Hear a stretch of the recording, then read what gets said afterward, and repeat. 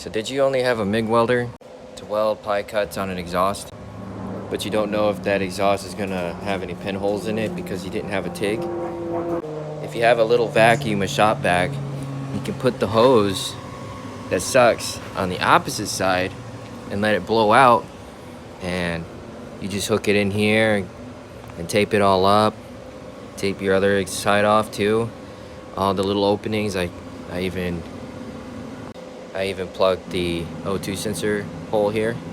So next, get yourself a spray bottle and fill it up with hot or warm water and put a little Dawn soap in there just so you can get it to bubble up.